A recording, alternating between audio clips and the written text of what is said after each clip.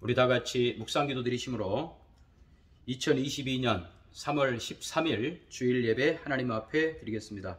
하나님은 영이시니 예배하는 자가 영과 진리로 예배할지니라. 아멘.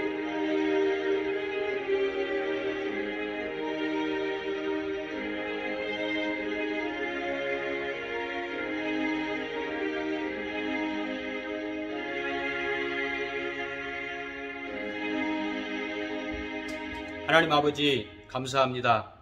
오늘 거룩하고 복된 주님의 날 저희들이 살아가시고 오늘 또다시 온라인 예배로 하나님 앞에 드릴 수 있도록 은총 허락하심을 감사합니다.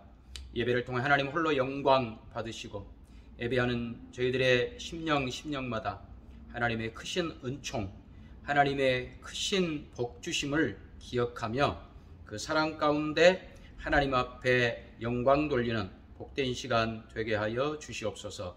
예수님의 이름으로 기도드리옵나이다. 아멘. 우리 다 같이 1장 찬송 드리겠습니다.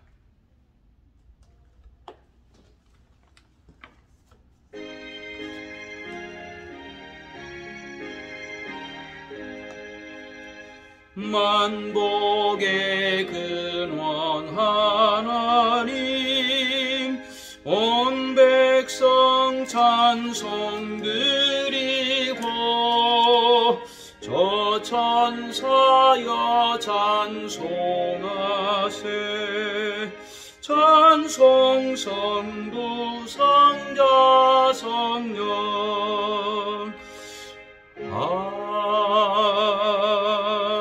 아멘. 사도신경으로 신앙을 고백합니다.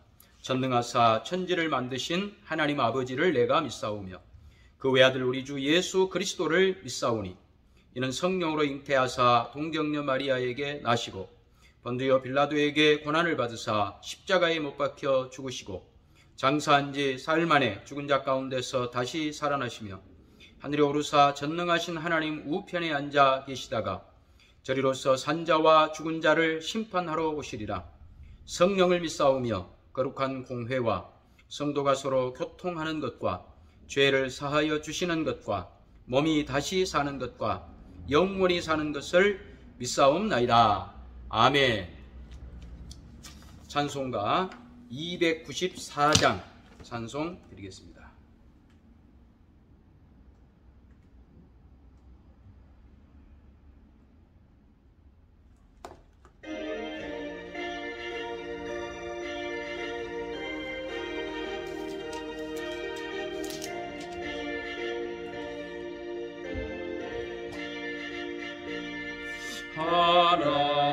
하나님은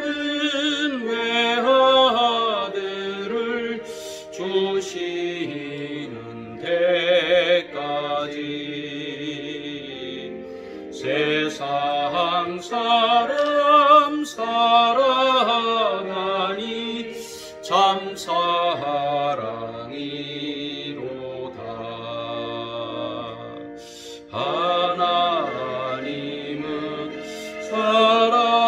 사랑이라 죄악에 빠졌던 우리까지 사랑하니 참 사랑 아닌가. 하나님을 배반하고 멀리 떠난 우리 원수같이 대적하나 사랑하여 주네. 하나님은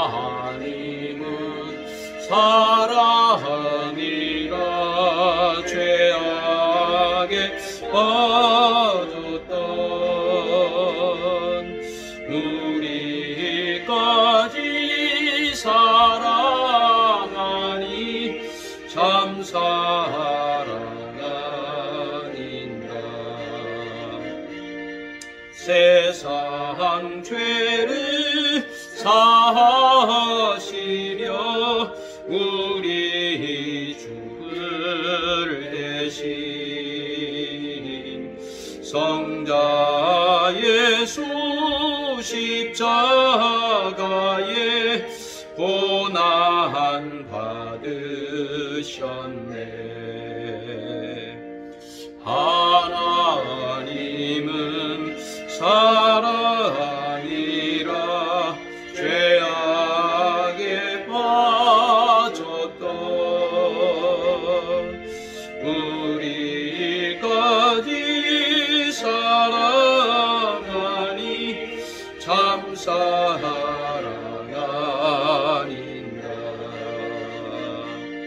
이 사랑에 감사하여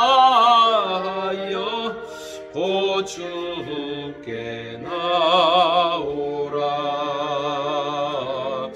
고난 영혼 주께 맡겨 구원을 얻으라. 하나님은 사랑이라 죄악에 빠졌던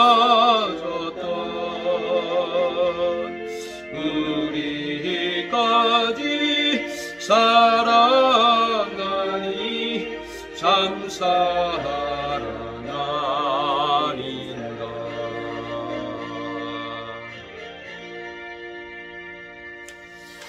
교회 소식 알려드립니다.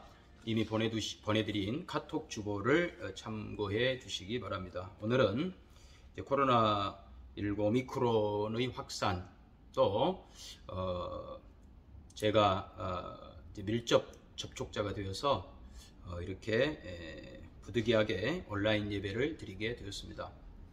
저는 음성이긴 하지만 제가 밀접 접촉을 했기 때문에 오늘은 이렇게 온라인 예배로 드립니다.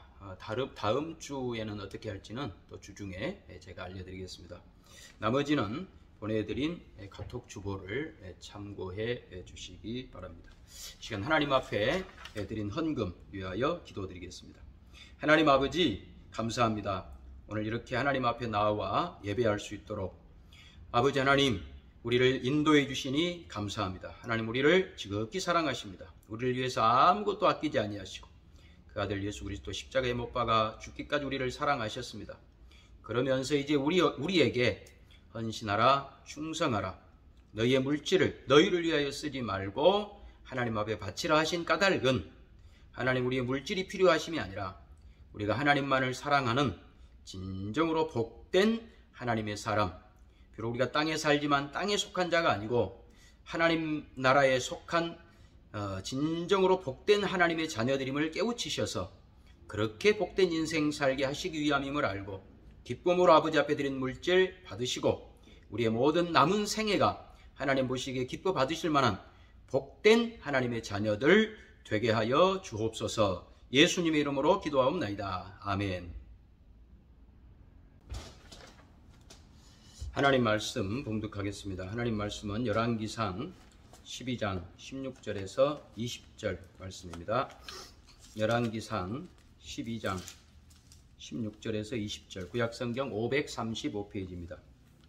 온 이스라엘이 자기들의 말을 왕이 듣지 아니함을 보고 왕에게 대답하여 이르되 우리가 다윗과 무슨 관계가 있느냐? 이새의 아들에게서 받을 유산이 없도다. 이스라엘아, 너희의 장막으로 돌아가라. 다윗이여, 이제 너는 내 집이나 돌아보라 하고 이스라엘이 그 장막으로 돌아가니라. 그러나 유다 성읍들에 사는 이스라엘 자손에게는 르호보암이 그들의 왕이 되었더라.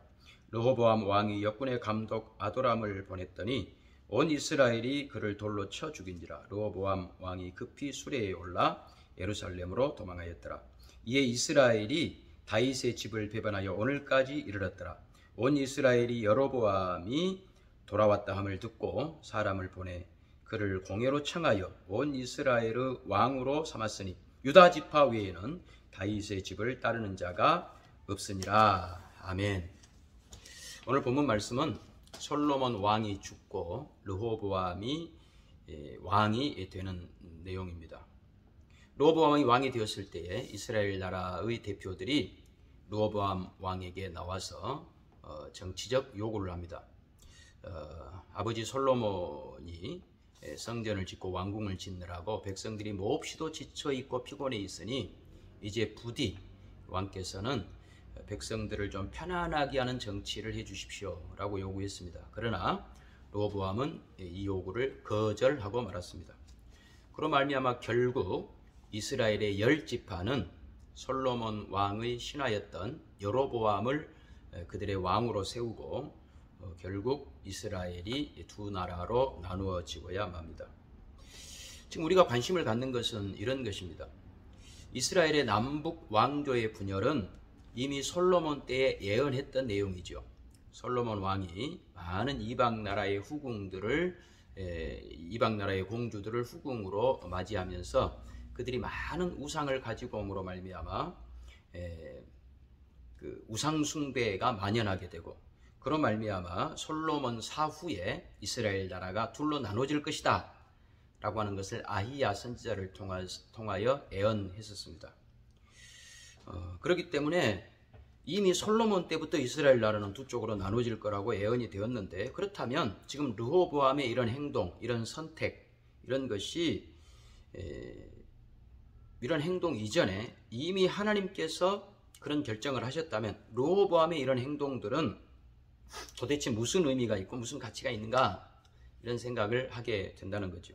여기에 대해서 성경이 하고 싶은 이야기는 이겁니다. 하나님은 우리가 하는 일을 가만 지켜보시는 심사위원 같은 분이 아니다 하는 겁니다. 저 멀리 떨어져서 우리가 하는 행동 하나하나 보고 점수 매기면서 잘하면 상 주고 못하면 벌 주는 그런 하나님이 아니시다. 우리의 모든 선택, 우리가 겪는 모든 사건에 하나님은 개입하시고 우리와 함께 하시고 씨름하는 분이시다.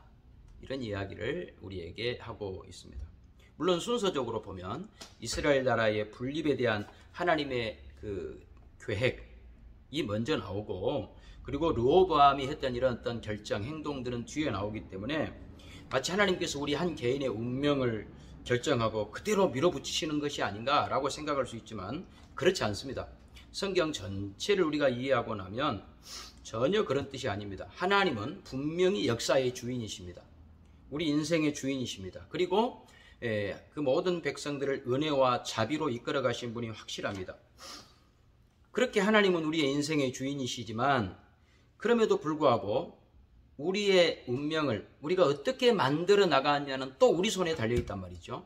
그렇다면 이 두 가지를 우리가 합치면 하나님께서 우리의 모든 선택에 개입하셔서 하나님의 그 자비와 은혜로우심으로 우리에게 찾아오셔서 우리와 늘 씨름하심으로 우리를 복되게 만들어내시는 분이시다. 이런 말씀을 우리가 생각하게 되는 것이죠.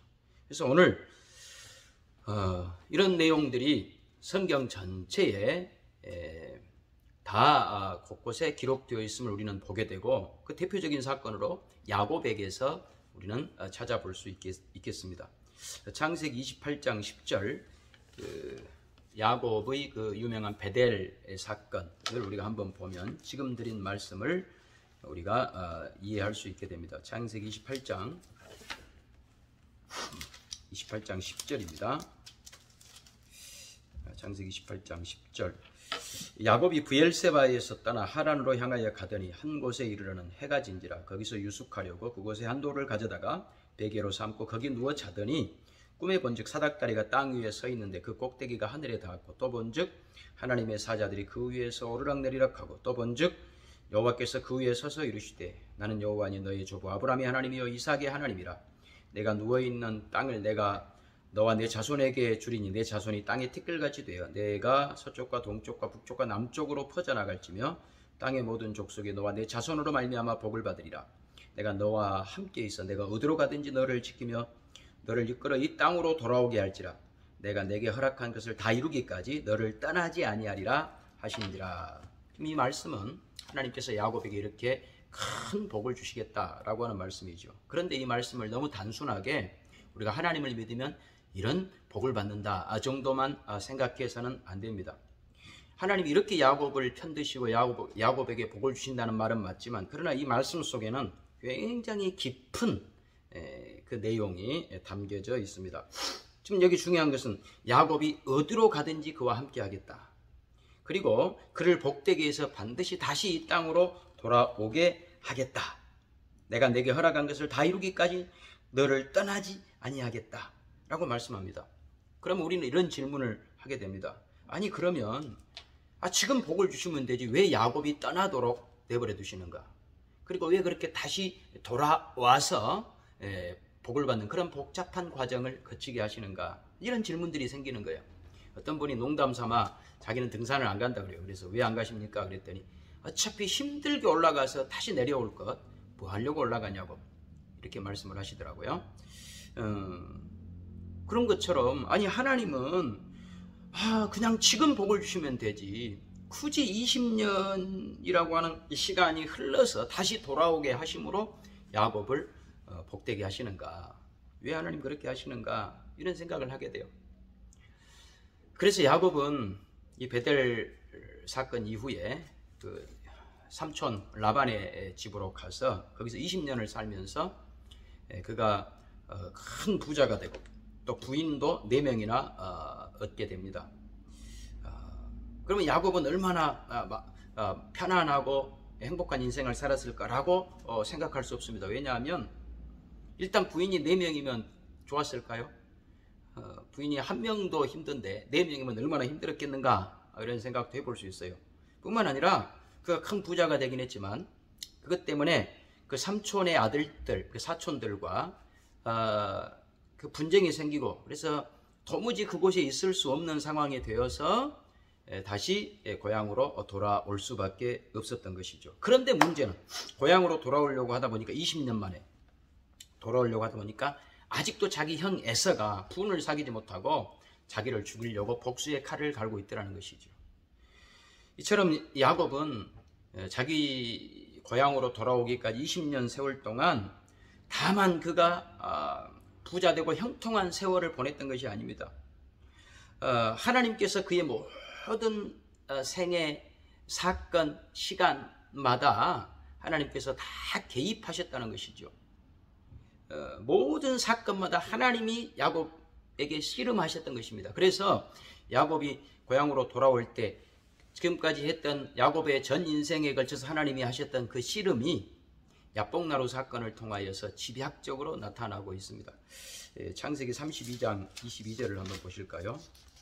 32장 22절. 밤에 일어나 두 아내와 두 여종과 11아들을 인도하여 야복나루를 건널세 그들을 인도하여 시내를 건너가게 하며 그의 소유도 건너가게 하고 야곱은 홀로 남았더니 어떤 사람이 날이 새도록 야곱과 씨름하다가 자기가 야곱을 이기지 못함을 보고 그가 야곱의 허벅지 관절을 치매 야곱의 허벅지 관절이 그 사람과 씨름할 때에 어긋났더라. 그가 이르되 날이 새려하니 나로 가게 하라. 야곱이 이르되 당신이 내게 축복하지 아니하면 가게 하지 아니하겠나이다. 그 사람이 그에게 이르되 내 이름이 무엇이냐? 그가 이르되 야곱이니이다. 그가 이르되 내 이름을 다시는 야곱이라 부를 것이 아니요 이스라엘이라 부를 것이니 이는 내가 하나님과 및 사람들과 겨루어 이겼음이니라. 여러분 여기 말씀을 보시면 야곱은 그 외삼촌 집에 계속 있을 수 없어서 집으로 돌아올 수밖에 없는, 그러나 집에는 그의 형이 복수의 칼을 갈고 있는 이런 진퇴양난, 이러지도 못하고 저러지도 못하는 사면초가에 빠져 있습니다. 해답이 전혀 없습니다. 빠져나갈 구멍이 너무 없어서 전혀 없어서 밤새도록 고민만 하고 있었습니다. 그것이 야복나루에서 야곱의 고민이었습니다. 그때 하나님께서 야곱에게 씨름을 걸어오신 것이죠. 야곱은 이때까지만 해도 자기가 하나님 앞에 먼저 씨름하지 않았습니다. 그저 고민만 하고 있었죠. 그때 하나님이 야곱에게 씨름을 걸어오셨습니다. 그리고 밤새 씨름을 했는데 야곱이 얼마나 쇠 심줄인지 하나님이 야곱을 이기지 못하고 이제 날이 새려하니 나로 가게 하라. 이제 나 가야 되겠다 이렇게 말합니다. 이 말은 날이 새려하니 가야 되겠다는 말은 시간이 없으니까 가야 되겠다는 말이 아니라 나 너 모른다. 나 너 포기했다. 우리 말에 날 샜다 이런 말 있잖아요. 그 말은 뭐예요? 이제 끝이다. 이제 나 너하고 상관없다. 이런 선언을 하고 하나님이 가십니다. 그때 야곱이 하나님의 바지를 붙잡습니다. 나에게 축복하지 않으면 내가 보내드릴 수 없습니다.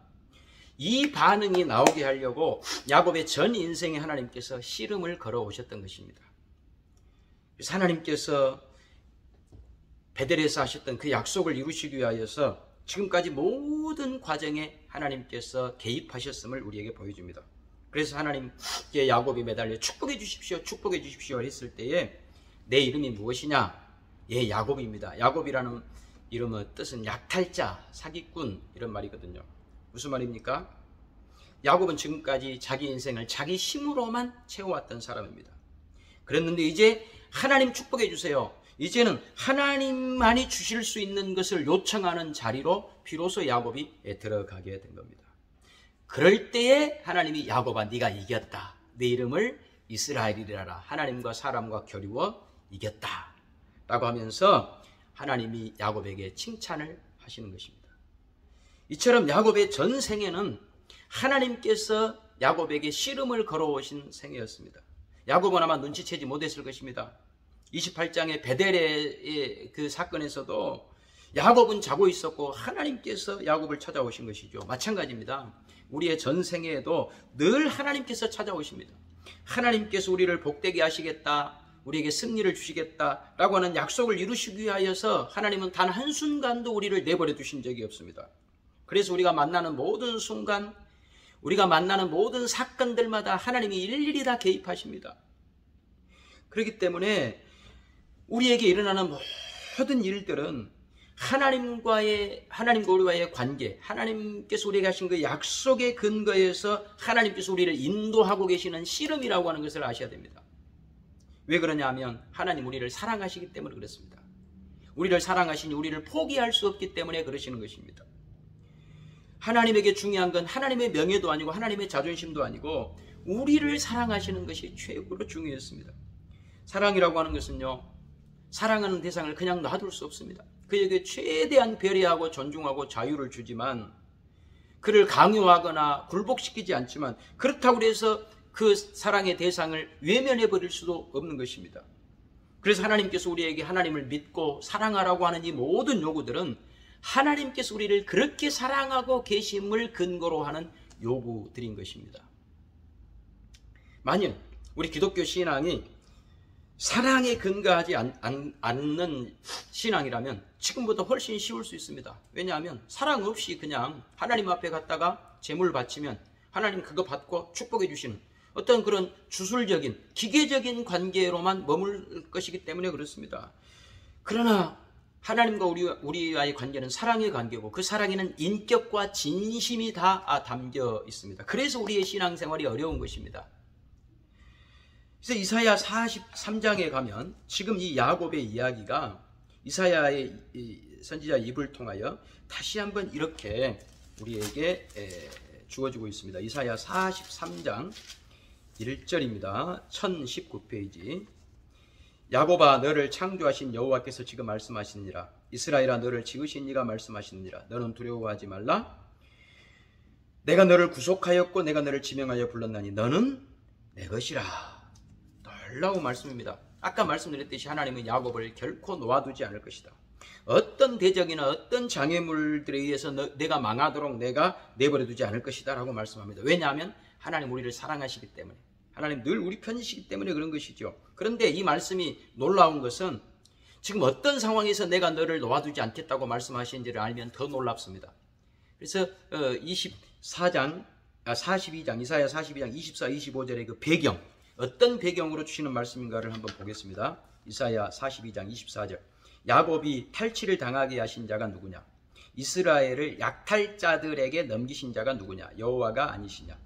우리가 그에게 범죄하였도다. 그들이 그의 길로 다니기를 원하지 아니하며 그의 교훈을 순종하지 아니하였도다. 그러므로 여호와께서 맹렬한 진노와 전쟁의 위력을 이스라엘에게 쏟아부으시매 그 사방에서 불타오르나 깨닫지 못하며 몸이 타나 마음에 두지 아니하는도다를 배경으로 합니다. 무슨 말이죠? 이스라엘을 바벨론에 던지는, 그래서 이스라엘 나라를 멸망케 하고 이방인의 손에 파시는 그런 배경 속에서 하나님께서 너는 내 백성이다. 내가 너를 결코 놓아두지 않을 것이다 라고 말씀합니다. 왜 그러냐 하면 왜 이스라엘 백성 하나님이 바벨론에 파셨냐면 하나님이 그들을 지극히 사랑하는데 그들이 하나님을 사랑하지 않기 때문입니다. 그들이 하나님께 순종하지 않기 때문입니다.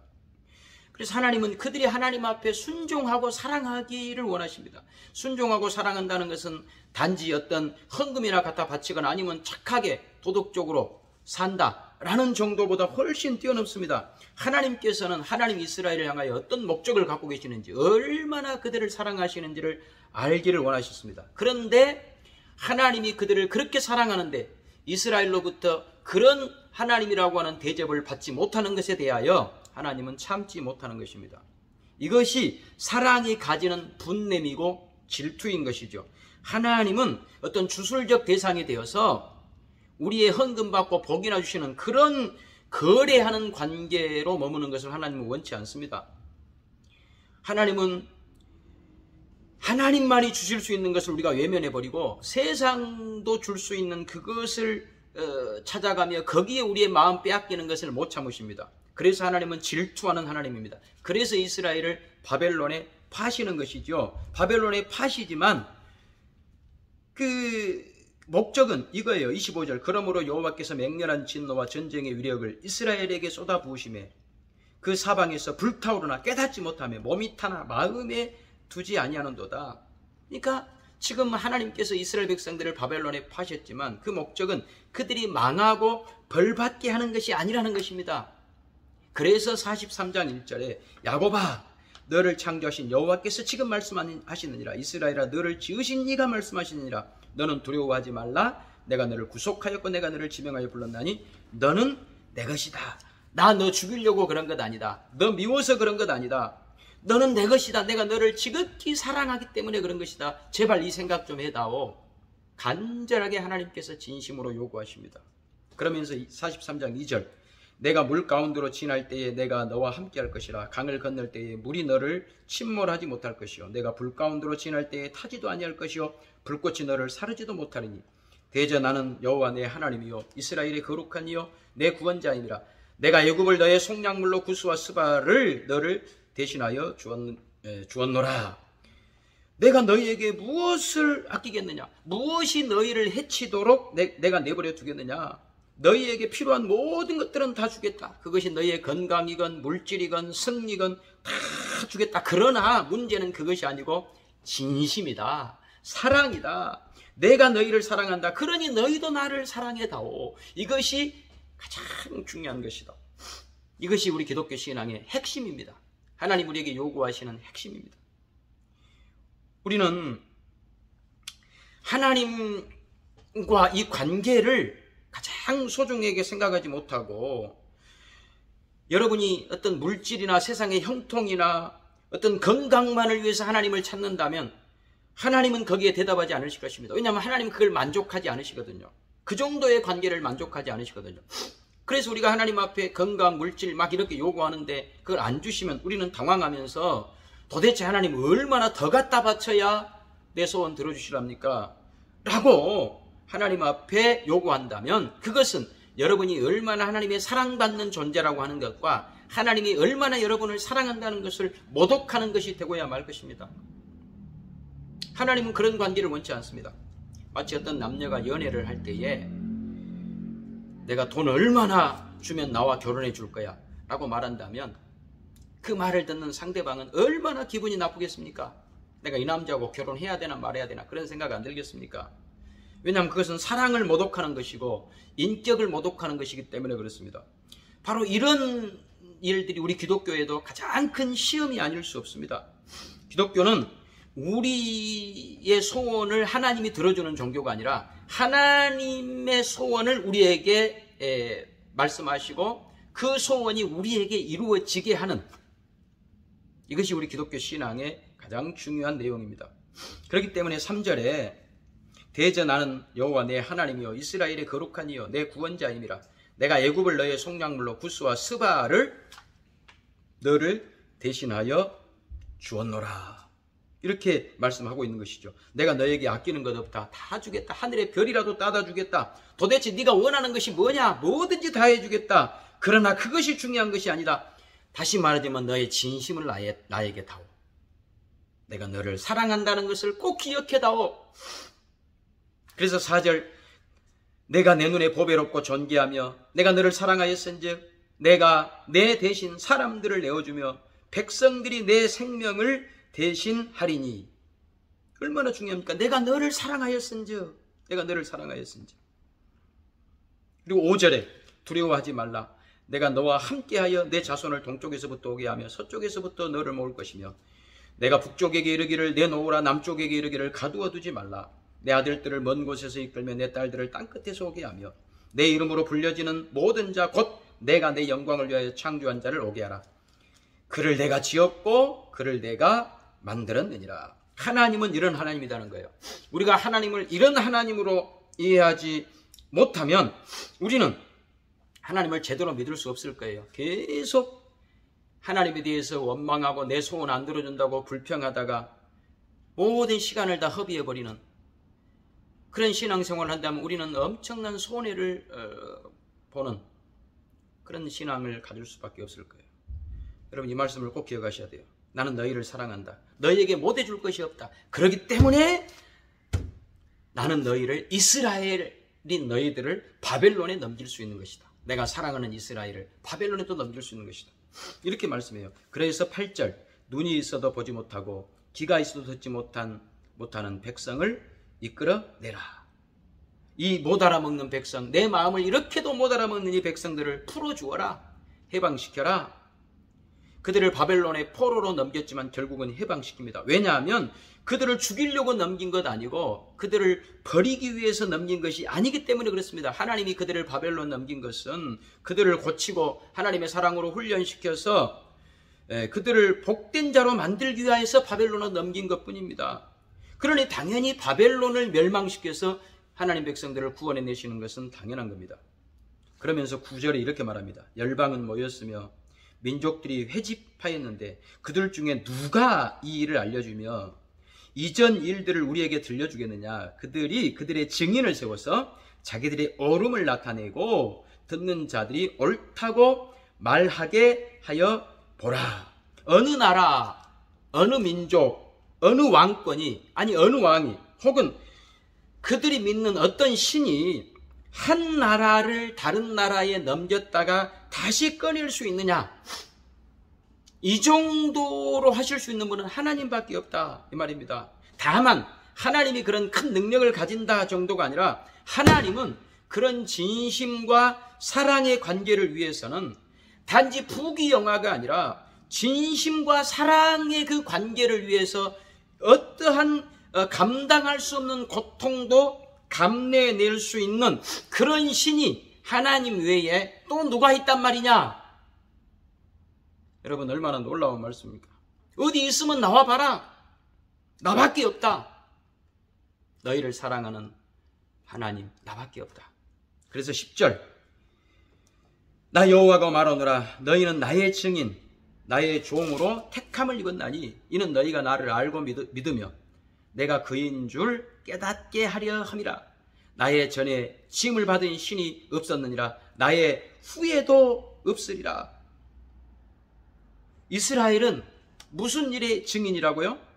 하나님을 믿으면 형통하게 된다, 부자 된다의 증인이 아니라 하나님은 우리를 이렇게 사랑하신다. 그렇기 때문에 우리가 하나님 앞에 사랑으로 답하지 않는 이상 우리는 다른 것을 기대할 것이 없다 라고 하는 이 사실을 이스라엘 나라가 증언한다는 겁니다. 하나님은 우리를 사랑하신다. 그래서 이스라엘 나라가 부강하고 형통하고 무슨 힘을 갖추는 것이 핵심이 아니고 하나님은 그 사랑하는 자들을 진심으로 사랑하고 그 사랑의 관계를 위해서는 그들을 지옥에도 보낼 수 있는 분이다. 이 일의 증인이 바로 이스라엘이고 이스라엘의 역사가 그 일의 증인이고 바로 오늘 우리들이 생생한 이 하나님의 사랑을 받고 있는 증인들이다. 하나님과 우리와의 관계가 사랑의 관계를 증가하는 증인들이다. 이렇게 말씀합니다. 여러분, 오늘 우리 신자된 인생에 왜 기쁨이 없고 왜 감격이 없을까요? 이 하나님을 모르기 때문에 그래요. 이 하나님과 우리와의 관계, 사랑을 모르기 때문에 그래요. 하나님께서 우리에게 요구하는 것, 그리고 우리가 하나님 앞에 요구하는 것이 늘 충돌하기 때문에 그런 거예요. 우리는 하나님 앞에 이렇게 어리석게 요구합니다. 얼마나 어리석은 기도인가 한번 보세요. 하나님, 이번에 내가 마지막으로 구하노니 나의 이 어려운 문제를 완전하게 해결해 주셔서 제가 더 이상 하나님을 찾아올 일이 없게 해 주세요. 얼마나 어리석습니까? 하나님이 그런 기도를 들으시면 기분이 좋으시겠습니까? 하나님은 거절하실 겁니다. 내가 너를 사랑하기 때문에 나 그렇게 못하겠다. 오히려 네가 고달퍼서라도 아침 저녁으로 나를 찾아와서 내 바짓가랑이 붙들게 나는 하겠다. 이것이 성경이 하는 증언이다 이 말입니다. 그래서 11절에 나 곧 나는 여호와라. 나 외에 구원자가 없느니라. 내가 알려주었으며 구원하였으며 보였고 너희 중에 다른 신이 없었나니 그러므로 너희는 나의 증인이요 나는 하나님이니라. 여호와의 말씀이니라. 나는 구원자다 라고 하는 말은 무슨 말이 있다고요? 하나님만이 우리를 사랑하는 분이다 이런 뜻입니다. 나만이 너를 사랑한다. 하나님만이 말하자면 우리의 배우자다. 여러분, 배우자는 한 사람밖에 아니잖아요. 여러 사람을 사랑할 수 없잖아요. 그 배우자에 대한 사랑을 대신할 어떤 것도 없잖아요. 하나님과의 우리와의 사랑이 그렇다는 것입니다. 그래서 이사야 48장 10절에서는 다시 한번 이렇게 강조합니다. 이사야 48장 10절. 보라, 내가 너를 연단하였으나 은처럼 하지 아니하고 너를 고난의 풀무불에서 택하였노라. 무슨 말입니까? 내가 너희를 단지 타 죽으라고 풀무불에 던져 넣은 것 아니다. 내가 너희에게 요구한 것은 단지 도덕적 윤리적으로 착하게 살아라 아니면 세상에서 형통하게 살아라를 뛰어넘는 하나님의 사랑에 참여하라는 것이다 라고 말씀합니다. 11절. 그래서 나는 나를 위하여 나를 위하여 일을 이룰 것이라. 어찌 내 이름을 욕되게 하리요 내 영광을 다른 자에게 주지 아니하리라. 하나님은 우리의 하나님이시다. 하나님과 우리와의 관계가 사랑의 관계다 라고 하는 것을 위하여서는 어떤 세상의 부귀 영화에도 우리를 넘겨주지 않을 것이다. 여러분의 어떤 형통과 세상적 승리와 이런 어떤 세상적 영광이 우리를 넘겨주지 않을 것이다. 왜냐하면 하나님 우리를 사랑하기 때문이다. 그러니 하나님의 사랑을 받고 있는 너희들은 대강대강 인생을 살 생각일랑 아예 하지도 말아라. 이렇게 말씀합니다. 여러분, 그러니 여러분들은 힘을 다해서 하나님을 믿으십시오. 힘을 다해서 하나님 믿으십시오. 힘을 다해서 믿는다는 말은 무슨 우리가 세상 것을 많이 갖다 바친다는 뜻도 아닙니다. 땅끝까지 가서 주의 복음 전하겠습니다. 물론 하나님께서 여러분에게 땅끝까지 가라고 사명을 주시면 가셔야죠.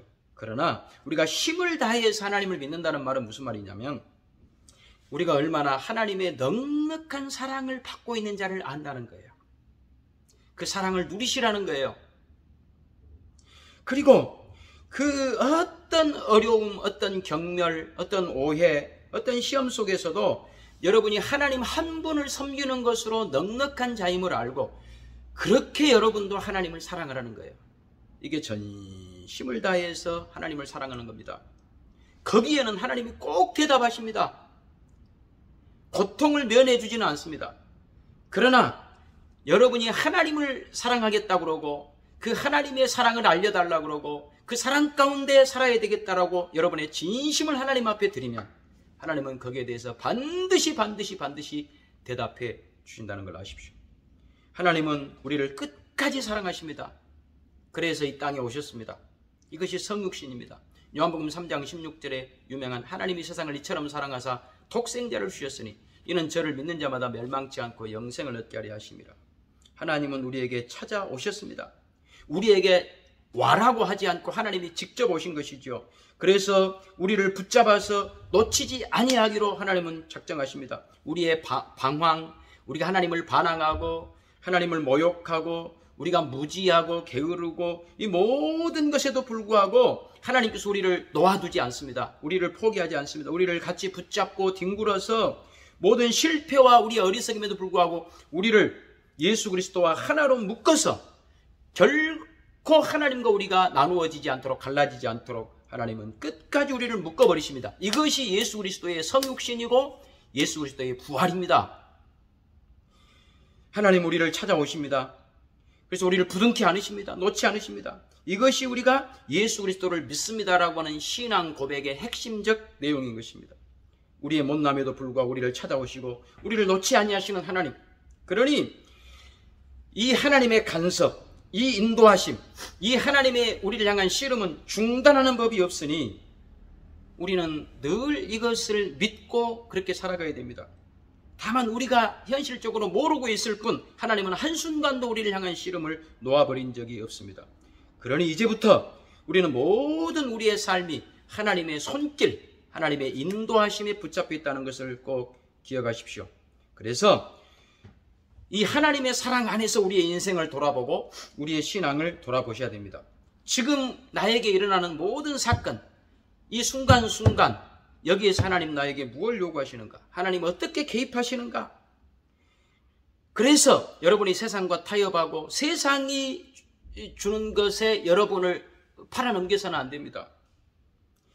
단지 우리 기독교 신앙은 윤리적으로 도덕적으로 착하자 정도를 훨씬 뛰어넘는 것입니다. 우리 신앙의 본질적 싸움은 하나님을 사랑하느냐 그렇지 않느냐는 것입니다. 여러분 이 말씀을 꼭 기억하셔서 여러분은 최고로 행복한 인생들임을 아십시오. 왜냐하면 하나님이 여러분을 한순간도 놓지 않기 때문에 매 순간 여러분을 사랑하시기 때문에 씨름해 오시고, 그래서 하나님의 사랑받는 하나님의 사람으로서 세상이 줄 수 없는 하나님만이 주실 수 있는 최고의 만족과 기쁨과 영광으로 우리를 인도하시기 위하여서 늘 우리를 품으시고 우리와 동행하신다는 이 말씀을 꼭 기억하셔서 여러분도 하나님의 사랑을 기억하셔서 하나님을 최고로 사랑하시는, 진심을 바치시는 복된 여러분 되시기를 주님의 이름으로 축원합니다. 기도하겠습니다. 하나님 아버지, 오늘 알았습니다. 우리를 하나님의 사랑에서 끊을 자 없다는 사실, 우리의 무지, 우리의 게으름, 우리의 방황, 우리의 못남, 그 어떤 것도 하나님과 우리의 사랑을 끊어낼 수 없도록 예수님께서 이 땅에 오셔서 우리의 부족한 모든 것들을 우리 예수님과 하나로 묶으셔서 우리를 가장 복된 인생으로 지금 만들어 가시는 모든 과정들, 바로 이것이 우리에게 일어나는 모든 사건, 우리에게 일어나는 모든 시간마다 하나님의 개입하심이요 씨름하심임을 알았으니 이 사랑받음을 기뻐하며 감사하며 사랑받는 자답게 하나님을 최고로 사랑하는 진심을 바치는 복된 인생 살아가게 하옵소서. 예수님의 이름으로 기도합니다. 아멘. 우리 다 같이 5장 찬송 드리겠습니다.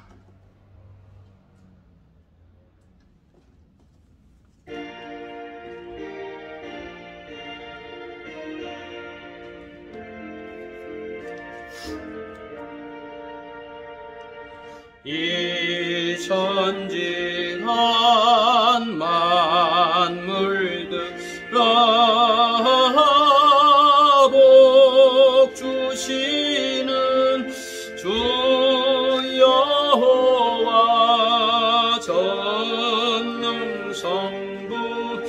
성자 성령 찬송하오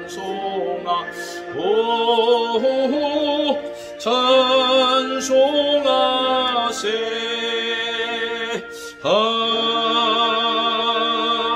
아멘. 이제는 우리 주 예수 그리스도의 은혜와 하나님 아버지의 크고 놀라우신 사랑과 성령의 교통하심, 우리를 하나님의 사랑에서 끊을 자 없음을 우리에게 가르치심으로 말미암아 우리는 비록 어려운 현실을 살지만 우리는 하나님의 최고의 사랑을 받는 가장 복된 하나님의 자녀들인 것을 깨닫고 하나님 안에서 기쁨을 누리며 사랑을 누리며, 그리고 우리가 진심으로 하나님 사랑하는 가장 복된 인생 살리라 약속하는 심령 위에 이제와 영원토록 함께 있을지어다. 아멘.